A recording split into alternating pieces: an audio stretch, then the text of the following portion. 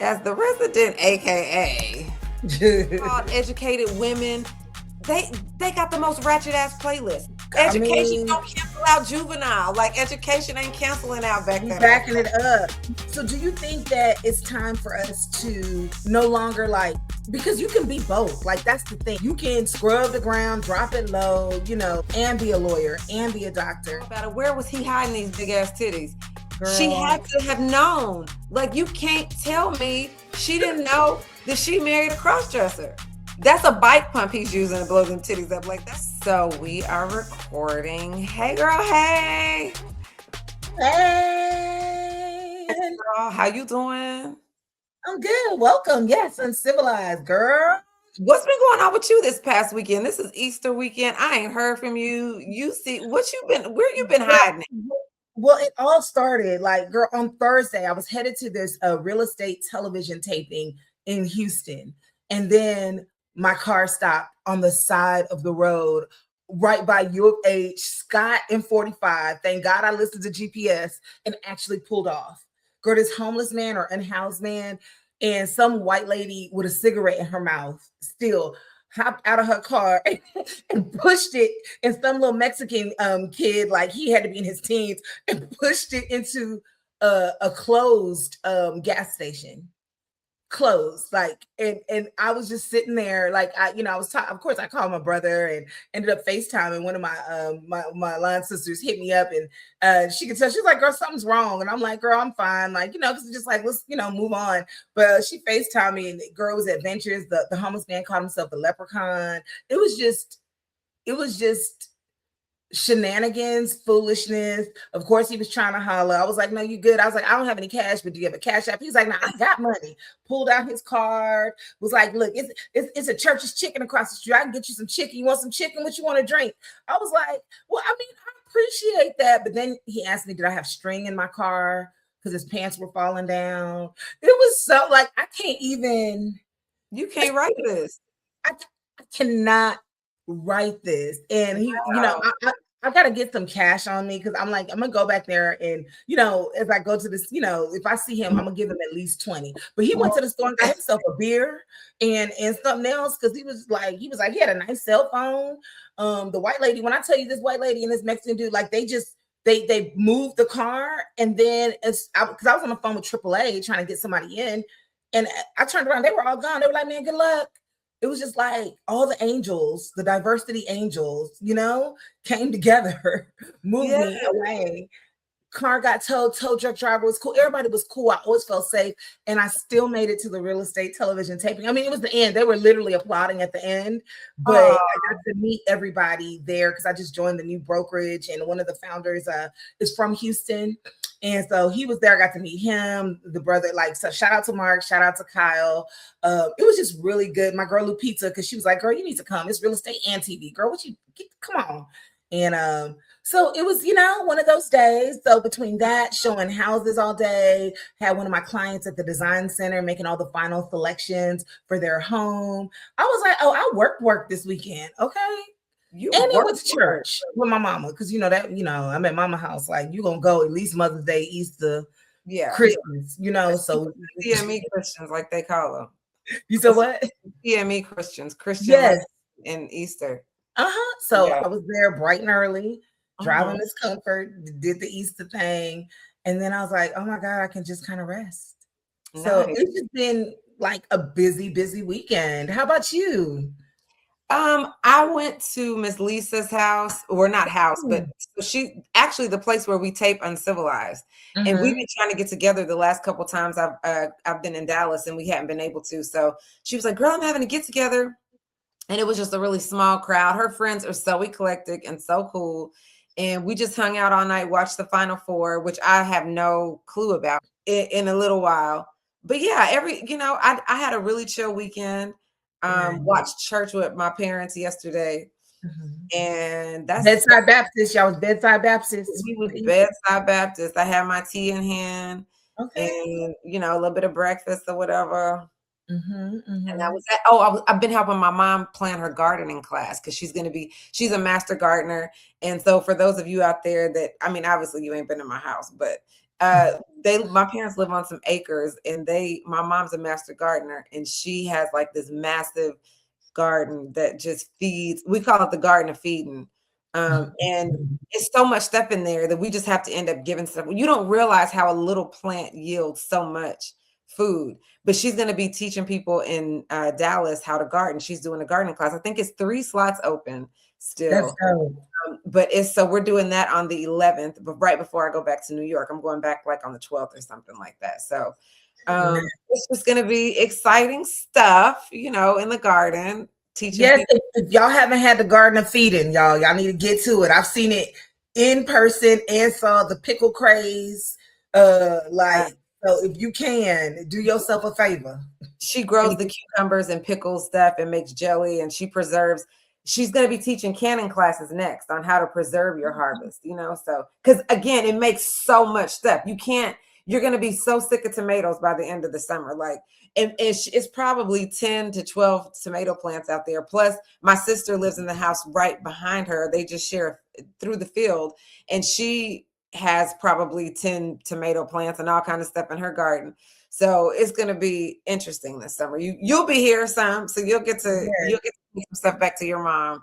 So, it's so much fun, girl. Yeah, my mom tried to read the peppers the last time I was there that I got. So she saved some of the those are some hot peppers, because my mom was always complaining peppers in the store. She's like, they just don't make them hot. They're just not hot enough. Like they got a little flavor, they're not hot enough. And I was like, oh, that's when I was at your house, and I was like, whatever peppers your mama had and something, I was like, oh, my mama would like them peppers, and got blessed with the garden of feeding. But she saved the seeds, because she's always saving seeds of things that are good. So she's trying to get some of those. But she grew her first broccoli. Like, so we have like little 2 heads of broccoli. Her green onions have been doing well, but yeah, and like her tomatoes are doing well. But I was like, wait, Mom, this is your broccoli? Like, yeah, so that'll be cool. We'll eat on some of that later this week. But we just picked broccoli yesterday too. Oh, so, nice. Yeah, we picked some broccoli yesterday. It was a big thing of it. So yeah, she probably planted it around the same time my mom did a couple months ago. Yeah, she's been slowly but surely getting back out there. And I've been appreciating watching that, because I always, watch from afar in LA. I just remember, y'all, I used to stay with Dicey in LA when I first moved out there, and she had this little cute little tomato plant and a little cherry pepper. No, it was a cherry tomato that it was just like, it looked like the little what is it called, the Grinch Christmas tree, except it was like, and she would just look and love on that little tomato every single day. But it was so sweet.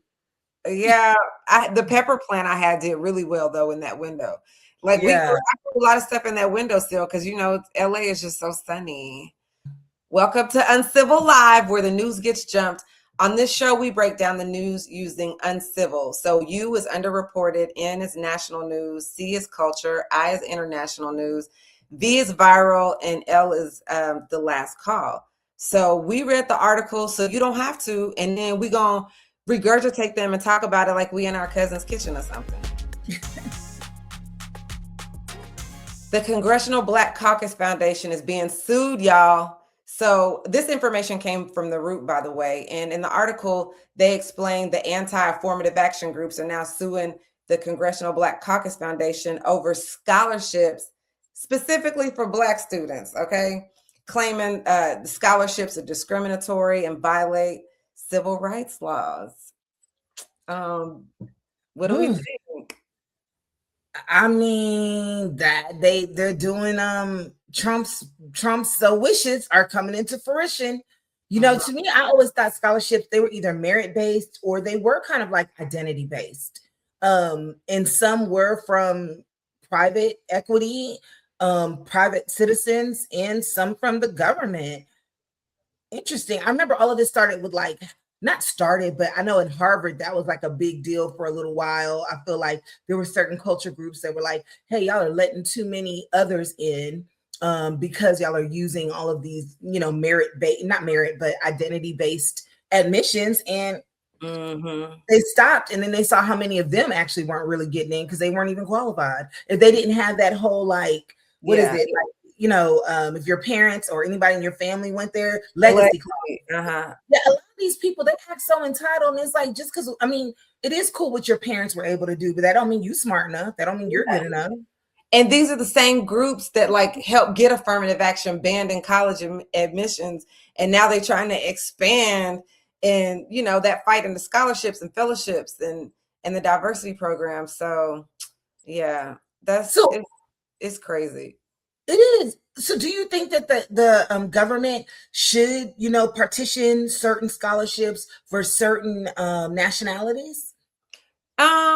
I think that there should be scholarships for certain nationalities. You know, we Yeah. started our own things because of the disadvantages. You know what I'm saying? And the scholarships are meant to help close that gap between the opportunities that just really didn't even exist for us. So, you know, yeah, affirmative action in college admissions is definitely, I think, necessary. Yeah, I agree too. I mean, I think that there's some that are going to be merit based. It's some that, you know, you get grants for income based issues, you know, Pell grants and certain things. So, I mean, I think, you know, certain groups, you know, that have been disadvantaged, why not give them money? Why y'all hating? It's like, they hating, you know? They're saying, you know, scholarships specifically for Black students are discriminatory and illegal. They calling it illegal. I just think that's crazy. You know? Yeah. And, you know, and I don't know if there's some language written in some, you know, like how they write the law so you can't really just interpret it. It's like, what the heck? And it could mean something different at some time. I'm not sure what kind of clause they're using to create that, but with that same situation, I'm sure there's a way to, you know, get around it and interpret it in a different way and allow allotments. I mean, because then if you think about it, I mean, it's kind of like with food and stuff too, like SNAP and all of that. So is it wrong? Like, people that might need more money because they're not earning enough, is it wrong to give them money? So should we not? Like, the government, it's all of our tax dollars anyway. So what's the problem? Yeah. I don't like it. I don't like it. Yeah, we had to build our own colleges and, you know, create our own organizations because we were being excluded. And now you fast forward and people basically saying, why y'all got your own stuff? It's like, what you mean? Right. They don't want you to have anything. Yeah. Anything. And I think it's just when they start seeing the success of, like, when you pull together and help and support, you see different groups like really growing and expanding. And so they trying to stop that. But it's like, look, we're gonna find another way. It doesn't matter. We're gonna find, we are resilient people. We're gonna always find a way. It's just crazy how they complain about this, but like the legacy admissions, like you were saying, is where kids go to college because their parents went there. That's not illegal. Donor admissions, you know, where rich people donate and get buildings and shit named after them, their kids still get in legally, you know? Yeah, that's their legal loophole around that. Like, I'm going to donate all this money. Of course, my child's going to go in there. And I mean, just same thing. Like, they always keep talking about DEI, and people aren't qualified.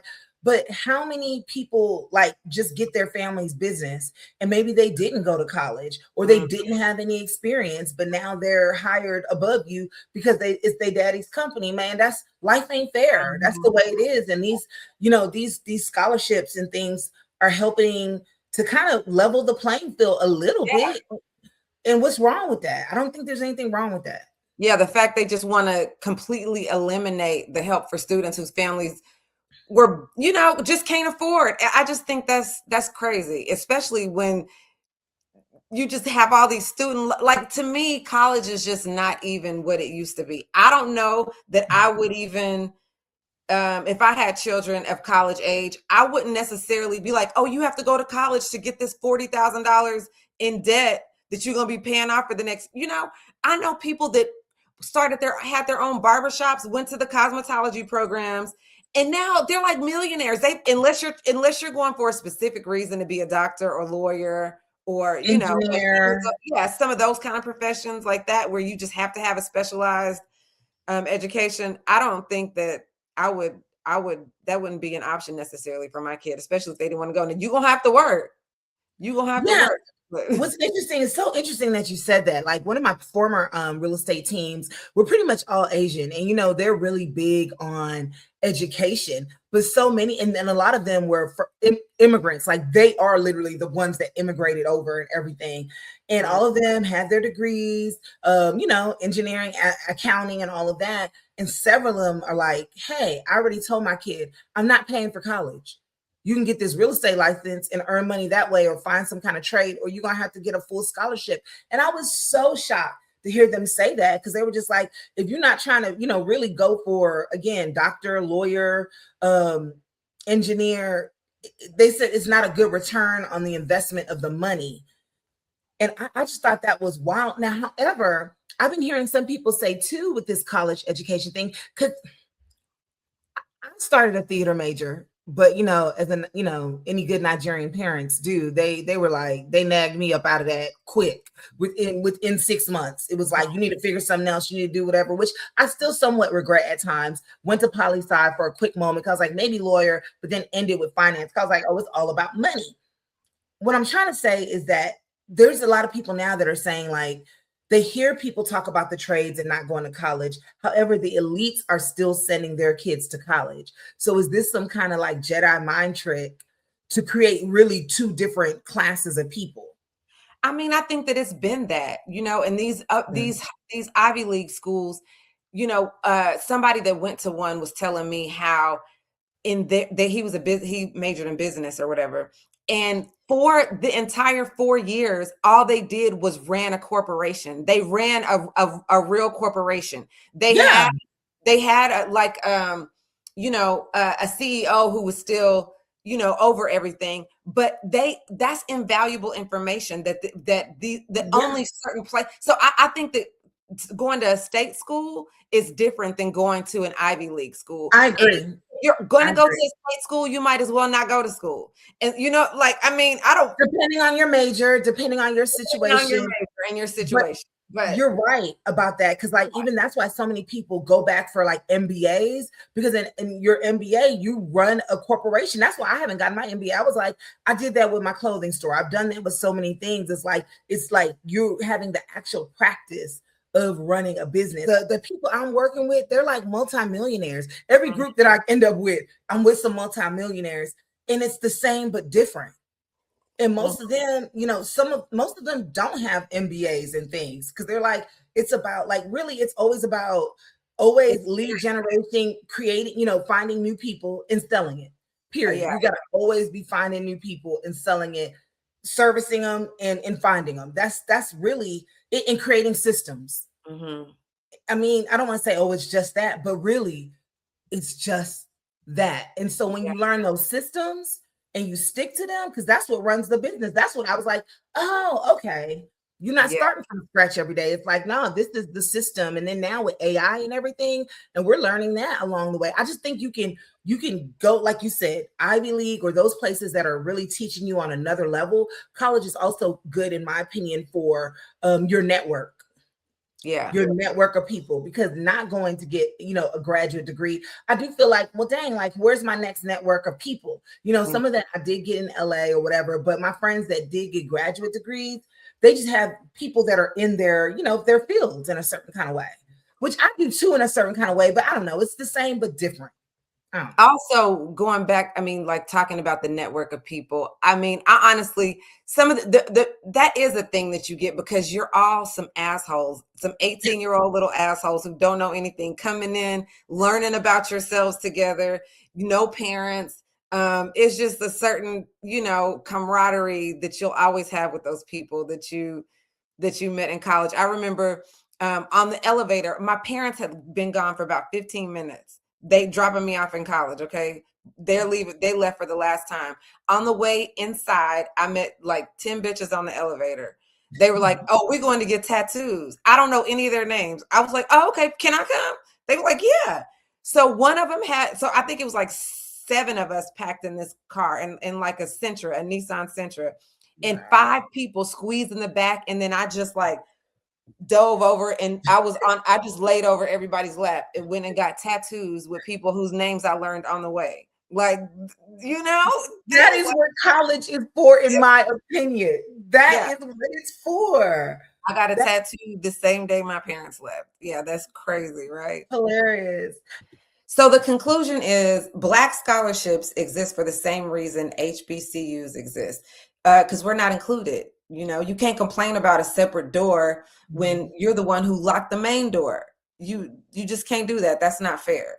So this next story is about Major General Antoinette R. Grant, and she's a highly decorated Army officer with combat experience in Iraq and Afghanistan. And she was chosen to lead the military district of Washington, which is a very visible role because that person often stands next to the president at major military ceremonies like the Arlington National Cemetery events. So according to New York Times report, a top aide to the Pete Hegseth, who I hate, allegedly said Donald Trump would not want to stand next to a Black female officer at these events, which is why there's pushback about Major General Antoinette R. Grant's appointment. The aide later denied making that statement, but this situation happened around the same time where several Black and female officers were removed from the promotions list. I don't know if you saw or if you heard about that, which led to racial and gender biases in the military leadership. And yeah, I think, what do you think about all this? And the president of the United States doesn't want to stand next to her when nobody in his family has ever fought for anything. What do you think about this? I mean, trash, it's trash and it sucks. And this is what he wants, and what his, not all of the people, because some people are just Republican, but those Proud Boys and those MAGA, he's like, he wants it to all be white. He wants it to all be white, and he's doing it successfully. And he got everybody there that's going to corroborate that. And it's messed up. And again, this is why we need all the programs that we have, because this is what they do when they go unchecked. I mean, it's trash. It's trash. Because it's like a Black woman can go to war, risk her life, serve for decades, be promoted, command troops. None of this shit is good enough. And the president doesn't want to stand next to you after you've done all this stuff for your country. I just think that's crazy. But you'll stand next to Nicki Minaj and Amber Rose and reality TV show, stars and rappers and random celebrities and your golf buddies, but not a Black woman who would literally die defending the country. Like, that's crazy. He's, as we all know, really big on optics and everything, and it's trash, but he wants it to be like just lily white. Yeah. Lily white, and white men at that. They didn't really, I've heard that he didn't really want women really serving like that either. He's taking everything back.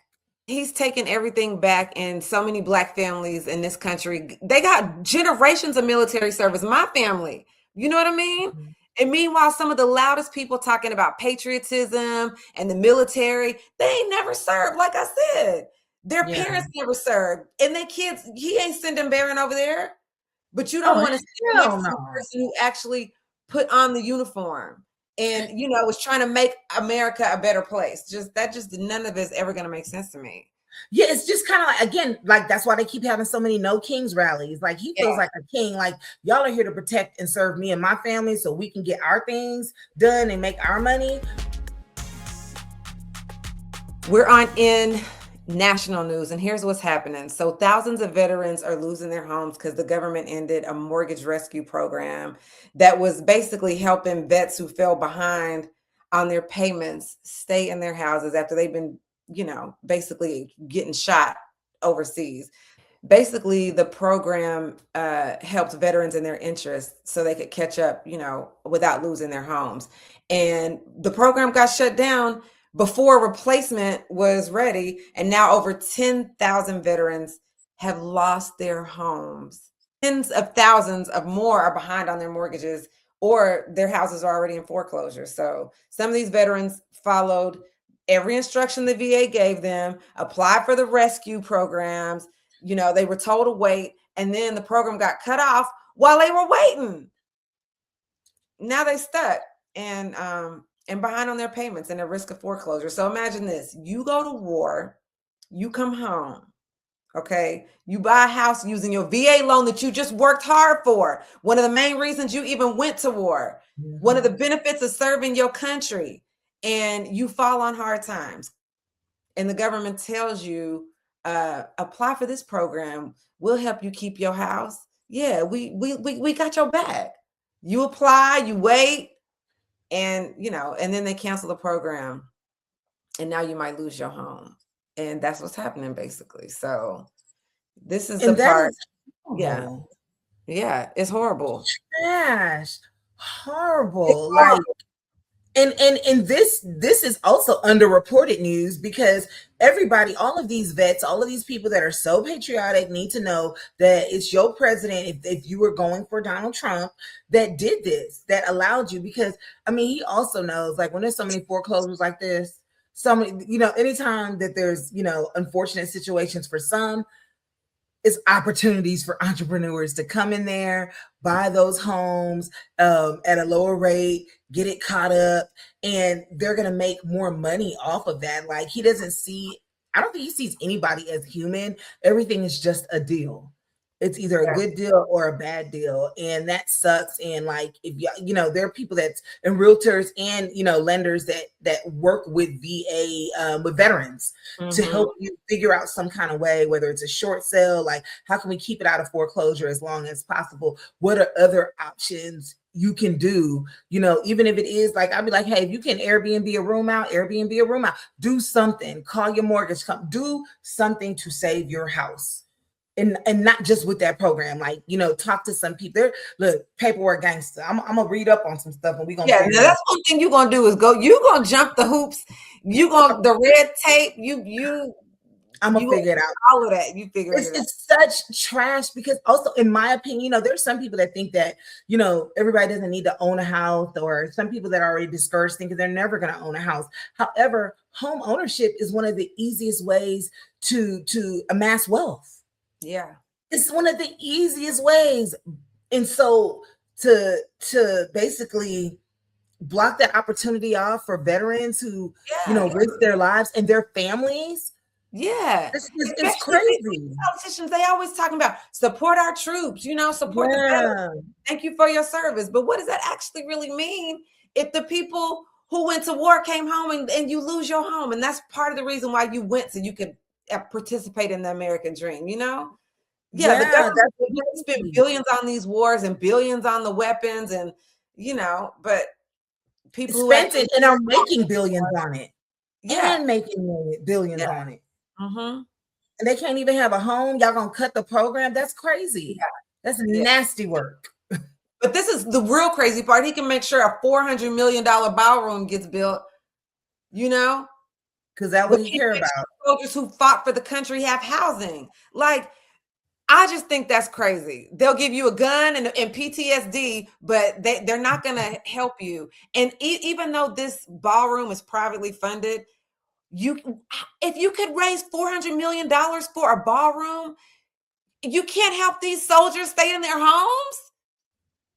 You can, but you don't want to, because that's not a priority for you. That's just what it comes down to. And when people can see that, like especially that base that he went to go visit in 2016, like that, and touching everybody, he went on tour. I mean, politicians, artists, celebs, whomever, like, you go on tour, you make people feel good, and then you got to go back and look. You in office. Did he really help you? Did your life really change? Is he saying one thing and the actions are something else? From this alone, I would hope to think that people in the service will reconsider. Yeah. Reconsider. I would hope that too. Yeah. Yeah. I would, saluting them in the airport, then foreclosing on their home. America will spend billions on war, but the people who fought the war might lose their houses. That's a crazy business model. And that's the conclusion of this topic. Yeah, trash. Trash. Okay, I'm gonna pause it. Y'all, Pam Bondi is out of there. Pam Bondi was Trump's attempt. Hold on. Okay. Pam Bondi was Trump's attorney general, and she was extremely loyal to him to a fault. And she reshaped the Justice Department, went after his political enemies, fired people who weren't loyal, and basically ran the department the way she wanted. But she got fired. Why? Like, you fired for being loyal to a fault. Shoot. Yeah. Reports say Trump was frustrated because she wasn't successfully prosecuting his enemies, and because of how she handled the Jeffrey Epstein files, which were, causing a bunch of political problems and investigations and all that shit. And here's the interesting part. She was scheduled to testify before Congress about the Epstein files like in a couple days. And even after being fired, lawmakers said she still has to testify under oath. So she, the timing is just very convenient for her getting fired, is all I'm saying. Oh, I wonder if she's gonna turn on him now, because I heard like, yeah, she got fired. She's being transitioned to a new important job in the private sector. Mm-hmm. To be a I don't know what that means. They haven't said what it is yet. That means she's getting some money to probably shut up, but get out of the way, get out of the headlines. So I wonder if this is something that she was really cool with. It's going to be in her testimony is going to be interesting. Yeah. It's going to be like, is she going to like, still stay on, the program, or is she going to kind of like throw some shade out there? I mean, I don't know. People think politics is about loyalty, but it's not. I think it's just about usefulness in her case too, because when you're not useful to Trump, you're replaceable. And if you're not going to do what he says and wants you to do, you're replaceable. It don't matter how loyal you were, it don't matter how much, that's just, That's life though. I think that's really life is what I'm learning, because it's like I'm loyal to you as long as you said what? I said, if you become a liability, you gone. That's life. Right. I'm loyal as long as you're useful. When you're no longer useful, you're out of there. And it's hurtful, but it's like a real reality of life. Like people switch up once they need something from somebody else that they might have felt something different about before. Then it's like, well, okay, well, now that I need this, that loyalty be changing up. And And that's what I've always kind of said, and people used to always kind of say that, oh, you're negative, or you're not, but keep on living, as the old folks say. Mm-hmm. You'll see people turncoat on situations because now they need something, and it's strategic for them to be cool or to do whatever with whomever. And so it is what it is on you. Like, good luck. Yeah. Getting fired right before you got to testify under oath is just craziness, though. Like. With Trump, I don't know why people think that they're different, or maybe they don't think they're different. Your day is coming, so you make the most of it while you in your position. I want to show this video of this woman I ran across on Instagram, and she just basically broke this down to me about Pam Bondi and Kristi Noem. Let's see it.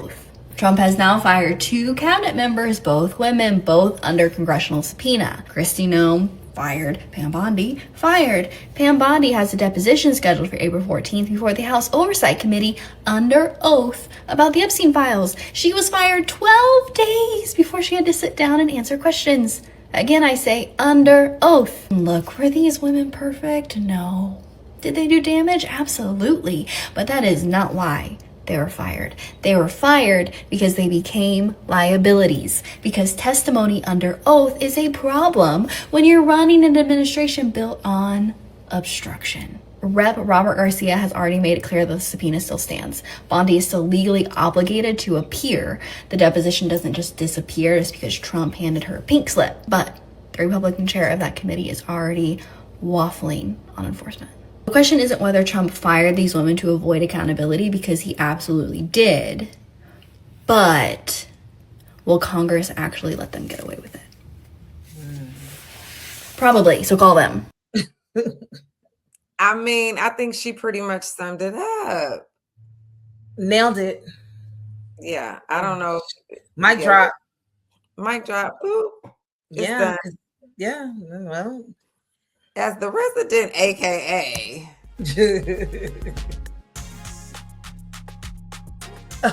Okay, we're on C for culture, and the AKAs. Look, Yo, Soros.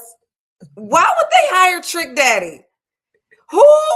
As the resident AKA, I just don't get it. Well, because Trick love the kids. But you know that this is like educated women, it's aunties, it's grandmas, it's lawyers and doctors and teachers. This is women running for school districts and courtrooms, running courtrooms and hospitals. Like, that crowd is not really a club crowd. That crowd wanted Frankie Beverly or Patti LaBelle or somebody like Charlie Wilson. They weren't ready for Trick Daddy. They wanted a step show. They wanted to line dance. Dicey, what happened? What really trips me out though about these educated women, they got the most ratchet ass playlists and they knew all the words. You know what I'm saying? They was the same one scrubbing the ground at the Kappa Beach party. I was there too. And I'm just saying. Me three. Some of the lawyers in the audience knew every word to Trick Daddy. Education don't cancel out Juvenile. Like education ain't canceling out back then. We backing it up. We backing it up. We dropping it. We doing it all. Yeah. The problem ain't Trick Daddy. That's all I'm saying. Trick Daddy came and did what Trick Daddy do. He came and Trick Daddy. Okay. Well, here's my question. Okay. So do you think that it's time for us to, at a certain point, no longer like, because you can be both. Like, that's the thing, you know, like you can scrub the ground, drop it low, you know, enjoy, you know, the lyrics and all of that, and be a lawyer and be a doctor, you know. So should those things have like the radio edit, or should it just not be that? Because I always found that funny. Like it'd be like certain songs, you know, it would be okay to strut to, but then certain songs wouldn't. And I'm like, hey, when Scarred comes on, Uncle Luke says Captain D coming. Yeah. You know, and then you have a whole bunch of college educated women running to the dance floor to Captain D come, Captain D come. And like, I'm like, the optics of it, but you know, right, I know. We're just layered people. I feel a couple different ways about that. Like, I think context matters. And if you are at a Greek party, you know, it's midnight. We've been drinking all night, and then that, you know, usually the parties end with Scarred. On the flyer, it said from 10 p.m. until Scarred. About that. Now, at a conference where you know what kind of women are at these conferences, these are the most sedated Black women in the world. And you got to just know your crowd. You know, somebody on that planning committee just needs the axe. Like, who did that? You can't be mad at Trick Daddy for that's just like inviting a snake around and then mad when oh damn, he bit me. Like, duh. You can't tell a nigga from the swamp of Florida. You can't tell him what he can and cannot say. This is never gonna make sense. I'm sorry, Saros. I love y'all. You know, let's just watch some of these videos. First, we're gonna start with Trick Daddy in the car going off, clapping back. AKA game. Well, whatever the fuck she supposed to be. No, and no disrespect to the AKAs. Most highly respected, some of the most beautiful, attractive, and successful women that I know are AKAs. So no disrespect to y'all. But this is to y'all regional director who got me totally fucked up. This is for y'all regional director who got me totally fucked up. Don't lie on my motherfucking name. Well, whatever the fuck you mean, Anita, don't get on my page acting like this bitch. Don't play with me. Get off my page, ho, playing all them games. But let me explain something to you. The AKAs had their regional conference in Orlando, and they booked me to perform Trick Daddy Dollars.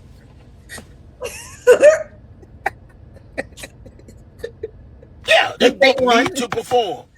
Mistake one. So in the comments, I want y'all to tell me in the comments. I want to know when it's time for Trick Daddy to perform at your event. What the fuck do you think he gonna perform? Good question. What do you think he gonna perform? So the girl name is Tiffany Moore something. Tiffany, the director, the Southeast regional director. You should have stayed off social media, put my name involved in there, because I heard you running for some type of office or something. I would get on your ass every day until you won't motherfucking win. Don't play with me. Don't play. That's right. So I'm performing for the AKAs, and yeah, I do jump on the D. That's one of my records. You should have known that when you booked me. But don't put out no statement talking about you told me what the motherfucker, you gave me a playlist. You can't give me no motherfucking playlist. This ain't your wedding. Fuck wrong with you? I ain't no shorty. I ain't no little ass boy. Anybody that was in that sedity and was sanctified, they should not been in there once I grabbed that motherfucking mic.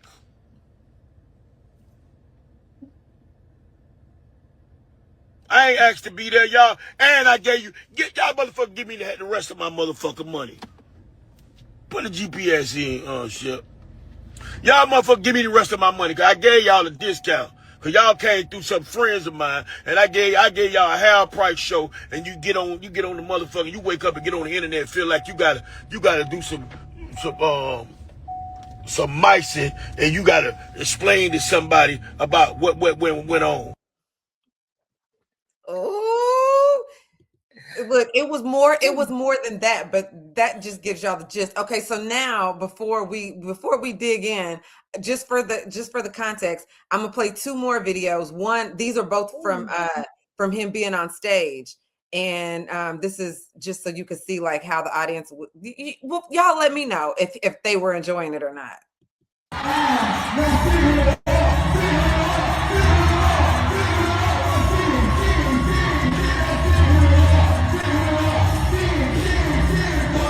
No, watch my stomach, watch the dick, watch it. No, watch the stomach, watch the dick, watch it. Watch that dick, watch it, watch it. Oh, we finna get off the train in this bitch.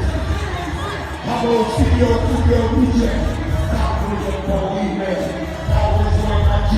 This video is really showing my sorors having a good time. Set it up, set it up, set it up. Like you my ladies, you and this motherfucker. You my ladies, you and this motherfucker. They say this niggas ain't Pino, ain't worth about, get spelled like. Hold on.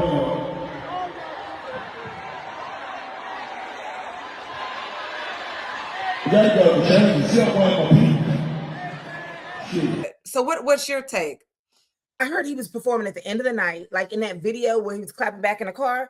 The end of it, he's talking about like he was talking to some of the older Sarahs, and they said they was gonna be gone by that time because he was gonna be, she was like, oh yeah, I don't want to, I'm not gonna be there. The truth of the matter is that we're all just layered people. Like I'm tired of the code switching personally. I feel like, we've been dancing off a scar. That's like how are we gonna be respectable and this and that? And then literally be dancing off a scarred and stuff like that, and then try to shame some girl for how she might dress or whatever. I'm like, are you kidding me? Like, once you dance and strut off of these songs, to me, it just is what it is. It is, in my opinion, to an extent, a cosign. Yeah. Or you shouldn't, like, if you can't do it in front of everybody, then you shouldn't be doing it. Yeah. As far, in my opinion, when it comes to, if we're saying we're certain ladies of this and that and then we might not need to be strutting off of these songs. But then if you don't do that, then you're not going to be dancing off of most songs. It's too much hypocrisy to me. Too much hypocrisy. It just is. I remember at one of the parties back in the day, the girls were some of the younger Sarahs or whatever were strutting off of PWA. If you from the South, if you from Houston, really and it comes on, poof. But I don't even like saying that word out loud, personally. But I mean, every time that song would come on in the club, I was like, oh, the energy would change. That's how some people trying to figure out who they going home with, whatever you doing.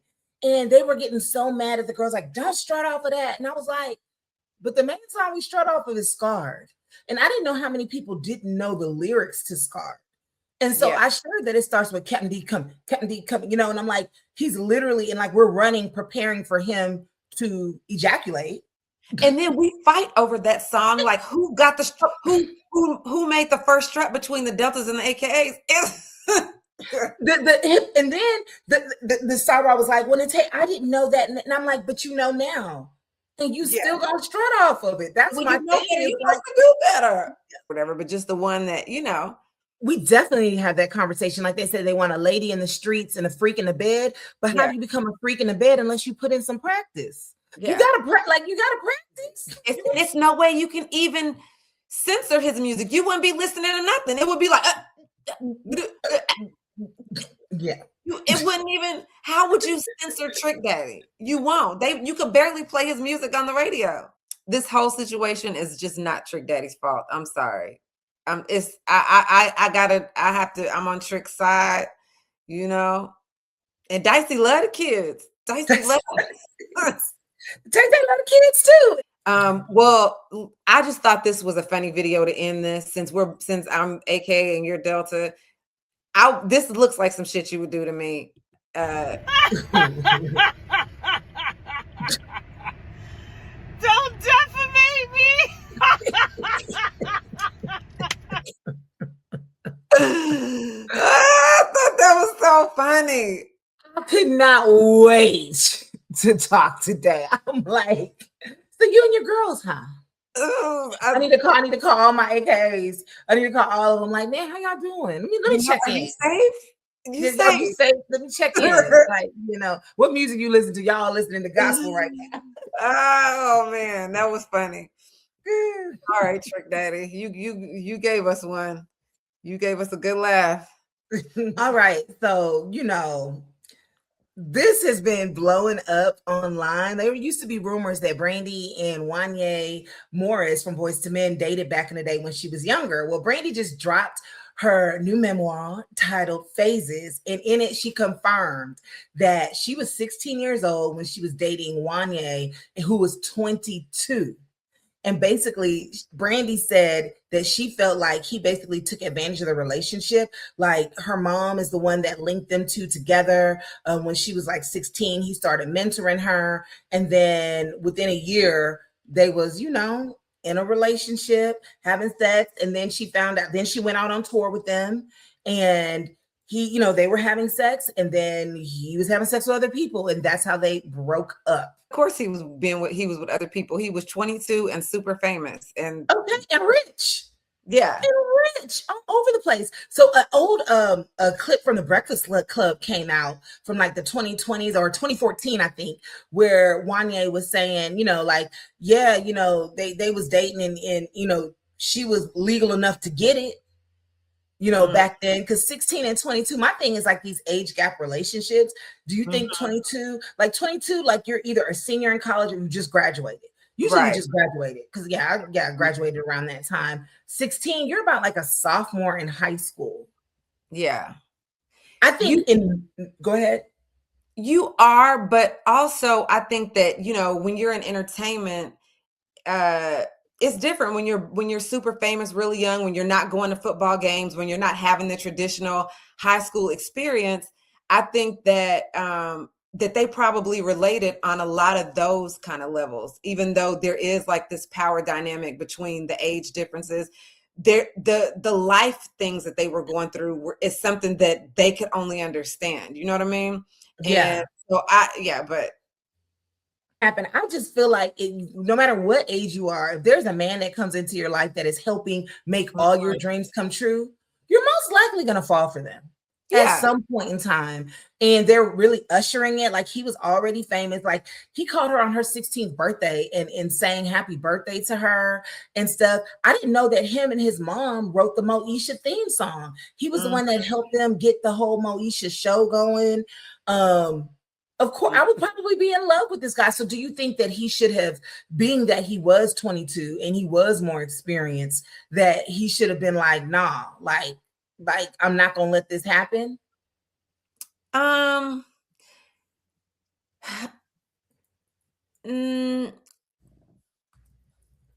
just think things were a little different then with no social media and it was way less consequences as a result of your life of you not really, I mean, yeah, they are living life in a fishbowl to a certain degree, but you had to catch them out. You had to catch celebrities out. It wasn't like, you know, and if you did catch them out, it still wasn't any way that you had to have your fun saver camera. You know what I mean? Like it was no cell phones to like show them together and show this and that. And I think women do mature faster than men. And, you know, that gap is not a huge gap if she was already 21 dating a 26-year-old. But then the fact that she is Brandy and she's already so much more mature and already had so many more life lessons than men or women her age. He might not have realized the responsibility that he had to protect her. I do think a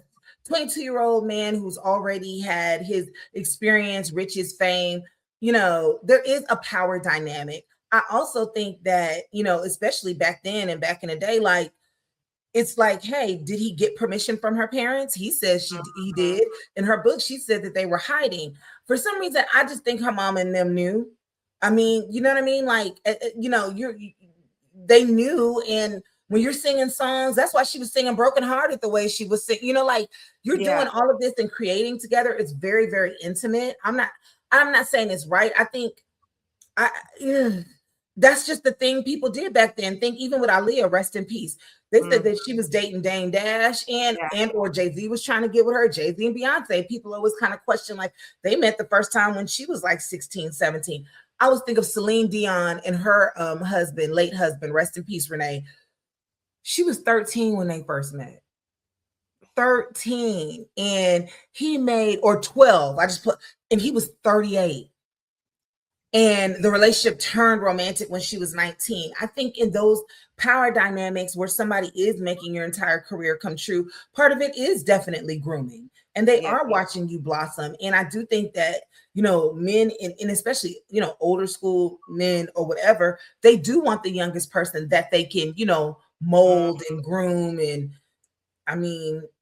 I think that the real conversations about like how fame and money and adult environments make people forget somebody's still a kid sometimes, just because they got like a job that's making them millions of dollars and a record deal, and it can make people grow up. Fame can make people grow up faster than they actually should. All right, so Kanye, excuse me, the artist formerly known as Kanye, Kanye may be back, man. He dropped his 12th album titled Bully at the end of March. And this past weekend in Los Angeles, he made records. Like SoFi Stadium did 2 shows. The first night, $18 million in ticket sales, sold out. And then he sold out the next night. So that whole weekend, he made like $33 million. Do you think Kanye is back? Or excuse me, do you think Ye is back? Look, I think Ye is proof that talent will keep you employed longer than personality ever will. Like, if he's not the poster child for that. Facts. Some people, it doesn't matter what they do. It doesn't matter what they're accused of. They're gonna, you provide that good music, and like the visuals were stunning. Like we don't want no Kanye smoke or copyright stuff. So y'all gotta look online for yourself. But the visuals for the show were like, it was really, really dope. And some people are saying it's a straight up comeback. Travis Scott was actually on the show. Lauryn Hill popped out and performed too. There was a lot of people in the audience as well, like a lot of celebs and stuff in the audience.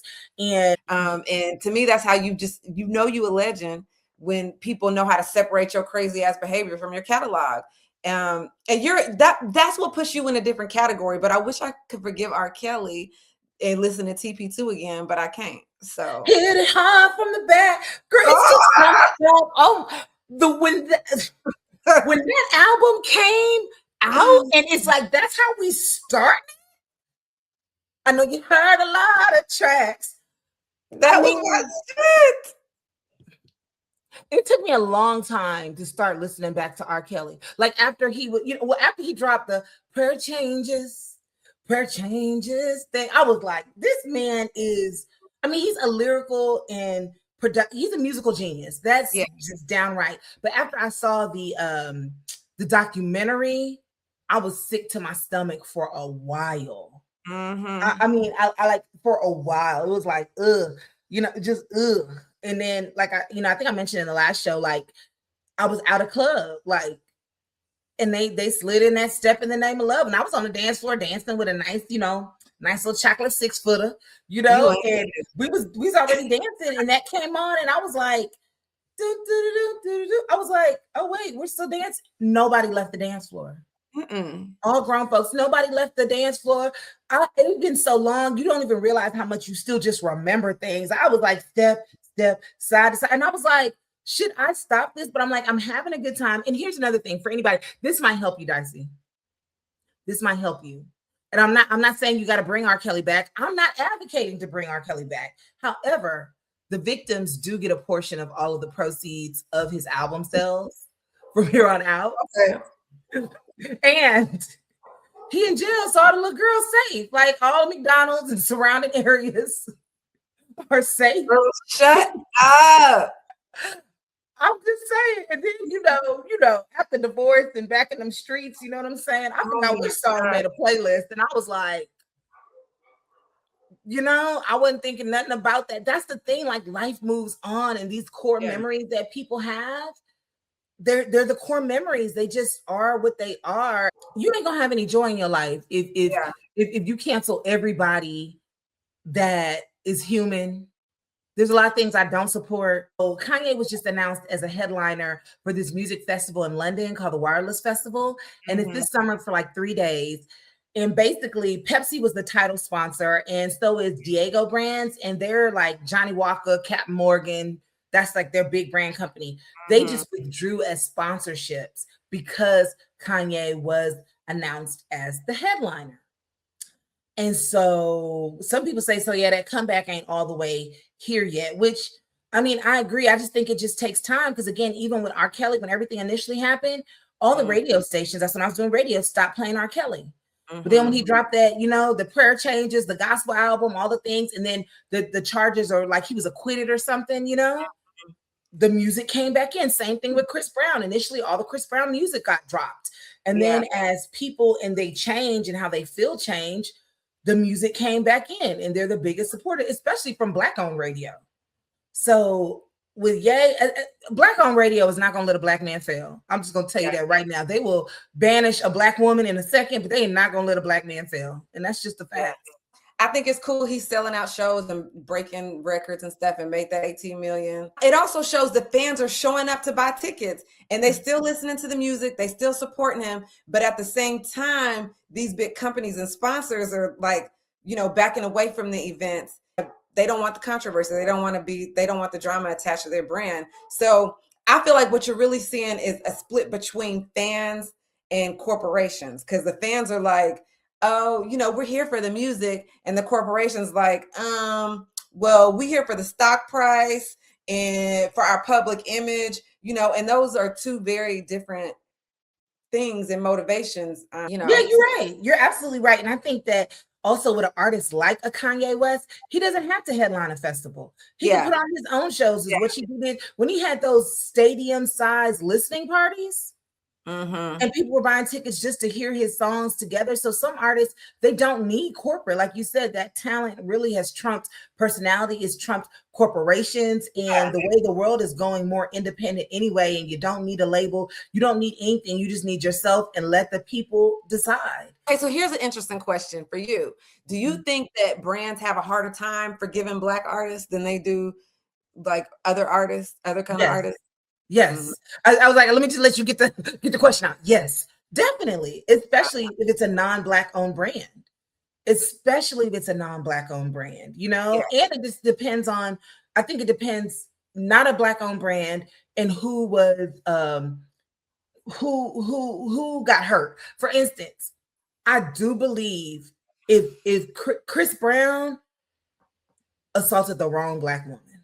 At that time, Rihanna was more of a pop artist. She didn't even really break urban yet until Umbrella after that, you know? And like, it was like most of her fan base were little white girls and stuff initially. And so Chris Brown hitting Rihanna as a little pop star, that was a problem. If he would have hit some other little Black girl, I don't think people would have cared as much. I think he would be back in a whole nother, you know.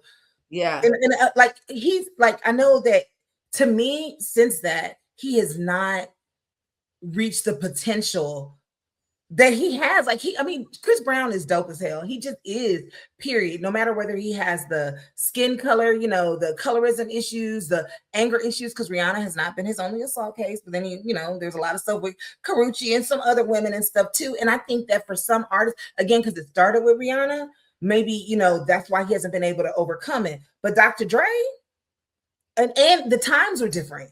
He hit this DJ, D Barnes, this female DJ, D Barnes, and not everybody knows, but that's been well known. But there was no, we didn't see any footage of her, being scarred up and bloody up. There was not a police report in that kind of way. And people just don't care. So I think it really just depends on what was the crime and who was assaulted. A U.S. fighter jet got shot down over Iran, and one of the airmen ended up getting injured and hiding in the mountains in another foreign country, okay? While people were literally looking for him, the military launched this huge rescue mission with helicopters and special forces and all kinds of stuff just to get the man home. So I'm sure his family don't give a damn about politics or the strategy, how they got him back or whatever. Just shouts out to the military for getting him home safely. That is crazy. And I'm very grateful for everybody that chooses to be a part of the military to keep us safe. Yeah. Shout out to Mr. Raymond Kemp. Mr. Raymond. Yeah, I'm not that close to any servicemen. My parents were like, no military, no matter what, because they lived, through the Biafra War. My dad lost all his siblings in the Biafra War. Nigeria, all of them. And, my mom, just going through that war, and she had a lot of people in her family that were servicemen and service people, so they lived that reality. So they were like, no, you will make it with education. You will make it with your mind. You do not, because my brother wanted to be in the Air Force. And then he was too tall for it because, there's a height restriction for the pilots that fly those planes. And he was trying to figure out something else. And she begged him. And he said that he had a conversation hey, what is it? And she was just really, they had a one-on-one where she was really just talking about the devastations of the war and everything and how it affected the family in Nigeria. And so that's why he said, okay, I'm not going to go military. Yeah. So shout out to all of the military members and everybody that is, all of the people that serve. And So also in international news, I thought this was interesting. This NPR article is about a famous theater in South Africa called the Market Theater, which became very important during apartheid because it allowed Black and white actors to perform together and kind of tell their stories about racism and oppression. Even when the government was trying to keep everybody separated. The theater became the place where artists protected apartheid through plays, music, and performances. And now they're celebrating a 50th anniversary. What a milestone, right? That's amazing. Yeah, so they actually helped fight apartheid, bring attention to what was happening. It's just about the art and the music. What apartheid is, it's basically legalized racism in South Africa. And it was a system where a small minority of white people ran the government and made laws and kept races separated, just like in the United States. Congrats to this theater for 50 years of sharing the arts. So we going viral now, right? The former Department of Homeland Security Secretary Kristi Noem's husband just embarrassed her. It's always a man just embarrassing, a husband embarrassing a wife. So her husband, Byron Noem, was exposed as a cross-dresser and for paying $25 a minute online for chats. I guess a minute. I was like, girl, look, we talking in the wrong place, Dicey. We got to get on these chats, but then you're going to have to make you some boobs. I guess they're calling his fetish boobification. And so he's dressing up like that. But I guess that he also likes ladies that look like that too and is chatting with them. My thing is this. Whatever you're into, again, I don't want to yuck anybody's yum. Not trying to do that. I'm not trying to yuck your yum. I'm just saying the Republican Party, MAGA, they act like they're just so morally, the standard and above everyone. And Christian values and you know, right? Y'all are just this a moral authority, and you're just not. And we see where that Grinder app be shutting down every time that there's a MAGA rally and everything. Just live your truths. Just live your truths. You know, I think people who are most obsessed with controlling other people's lives and sexualities and whatever, they're the ones trying to hide something in their own life. You know, I mean, that's obviously not always, but I do think most of the time. And you know, that's why hypocrisy makes people so mad in politics. It's not that people are perfect, because nobody's perfect, but you know, don't build your whole career telling other people how to live and who they can and can't be and who they can and can't love and what they can and can't do with their bodies, you know, and what's moral. And then look at your own house. You got a gay ass husband. Okay. You know? So if your entire political platform is morality, you just better make sure that your household is in order, bitch. Because, you know, completely in order. Now, this is the situations where I be really feeling like, man, the kids, you know, like, are y'all going to have some honest conversations with your children about sexuality, about, you know, I mean, to whatever their level is. I think they have like 3 kids together, about sexuality, about different lifestyles. That's the thing. I think a lot of the repression is people don't be wanting to have those real ass conversations. Yeah. There's a lot of different ways to live this life. I wonder if you know, he thinks being a cross-dresser and or if he's gay, or if he just likes to cross-dress, you know what I mean? But I'm more inclined to probably believe he likes to cross-dress, because he used to let Kristi Noem walk out with her makeup looking crazy as hell. Like, her makeup was, a gay man would never. And I'm just hearing a lot and learning a lot about, you know, sexuality being on a spectrum, and that, you know, even with some things that some men enjoy, you know, they don't think they wouldn't consider themselves or label themselves as gay, and that, you know, their orgasm is, you know, a different type of achievement when you go through the anus. Right. And they want to reach those levels, but they don't consider themselves to be homosexual at all. And they enjoy getting pegged. And so it's a lot of different ways to live life out there. And you can't tell me she didn't know about it. Where was he hiding these big ass titties? Girl. She had to have known. Like, you can't tell me she didn't know that she married a crossdresser. Right. Or did she catch him? Because, you know, Kris Jenner caught Bruce Caitlyn, formerly Bruce. And then, you know, people be trying to act like they don't see what they see or know what they know. Y'all know. Anyway, where was he hiding? I hate you. So much.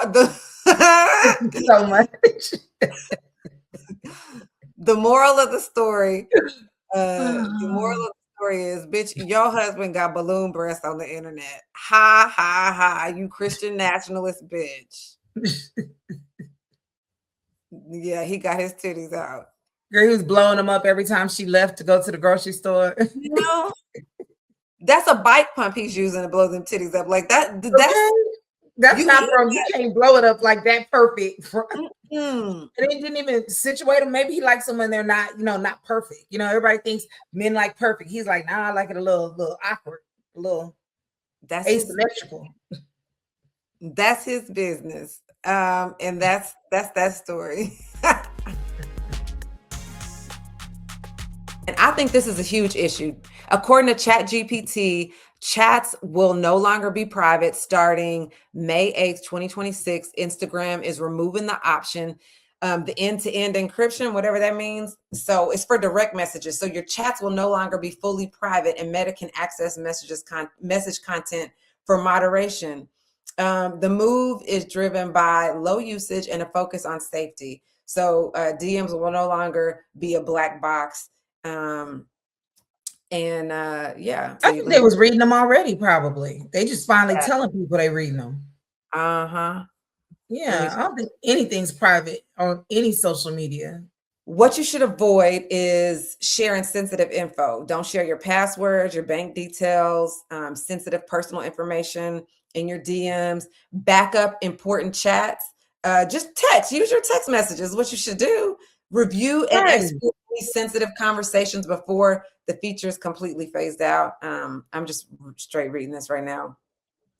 Treat Instagram messages as public facing data, as they may be stored or accessed on company servers. So I just think this whole thing is crazy. It's so new that there's not even articles written about this yet. Like this is something they don't want us to know. Y'all gonna go through my DMs. Hopefully this will hopefully this will make less men want to send me dick pics in my DMs. That's the amount of dick pics that people, unsolicited dick pics, is the most intrusive thing ever. Like, just to see this random genitalia on my screen and I didn't ask for it. So hopefully this will, I don't know. So this is still a story that's unfolding. Yeah, I never thought it was private anyway. Like, I don't trust social media. I don't trust a lot of stuff in writing in general, because people always be keeping receipts. That's what I do. I'm like, because people be changing up stories and stuff. But whenever like a guy is sending an unsolicited dick pic, I'm also like, just the whole process. Like, you thinking, oh, I'm good. Let me cock my leg up and let me lay back. Like, gross. I mean, we just talked our little heads off today. You got last words for us? Hey man, just live your life. Keep living, because I feel like your opinions change and grow and evolve. And thank y'all just so much for tuning in to Uncivilized. I'm so happy that we're doing this and taking our conversations public, basically. Yes. So here's the last call. This episode really showed that the world is not separated into politics, culture, or even entertainment anymore. It's all the same conversation now, we learned fans can make somebody rich without corporations. We learned our apps are kind of watching us now, and politicians and celebrities might not be as different as we think. So the world is starting to feel like entertainment is starting to feel like politics. But the one thing we learned today is that the audience, the voters, and the customers actually have more power than what we think, and if we ever decide to just tap into that and use it like we have with Target, we'll be so much better off. Thank y'all for watching Uncivil Live, where the news gets jumped. Go read something. Go question everything. Go question everything. We're going to see y'all next time. Like and subscribe. Uncivilized. Peace.